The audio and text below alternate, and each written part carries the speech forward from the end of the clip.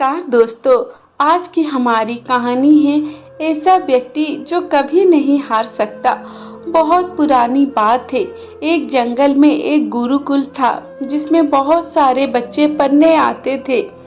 एक बार की बात है, गुरुजी सभी विद्यार्थी को पढ़ा रहे थे, मगर एक विद्यार्थी ऐसा था जिसे बार बार समझाने पर भी समझ में नहीं आ रहा था। गुरुजी को बहुत तेज से गुस्सा आया और उन्होंने उस विद्यार्थी से कहा, जरा अपनी हथेली तो दिखाओ बेटा। विद्यार्थी ने हथेली गुरुजी के आगे कर दी। हथेली देखकर गुरुजी बोले, बेटा तुम घर चले जाओ, आश्रम में रहकर अपना समय व्यर्थ मत करो, तुम्हारे भाग्य में विद्या नहीं है। शिष्य ने पूछा, क्यों गुरुजी? गुरुजी ने कहा, तुम्हारे हाथ में विद्या की रेखा नहीं है।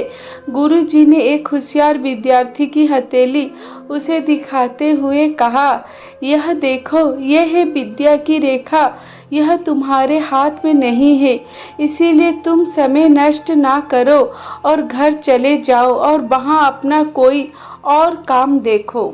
यह सुनने के बाद उस विद्यार्थी ने अपने जेब से एक चाकू निकाला जिसका प्रयोग वह रोज सुबह अपनी दातून काटने के लिए करता था।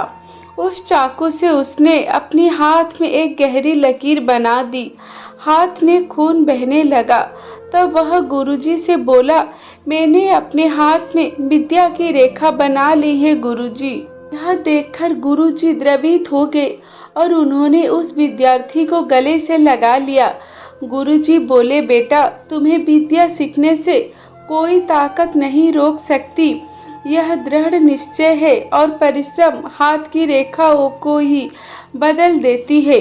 दोस्तों, यह विद्यार्थी आगे चलकर महर्षि पाणिनि के नाम से प्रसिद्ध हुए, जिसने विश्व प्रसिद्ध व्याकरण अष्टाध्यायी की रचना की है। इतनी सदियां बीत जाने के बाद भी आज 2700 वर्षों बाद भी विश्व की किसी भी भाषा में ऐसा उत्कृष्ट और पूर्ण व्याख्या का ग्रंथ अब तक नहीं बना।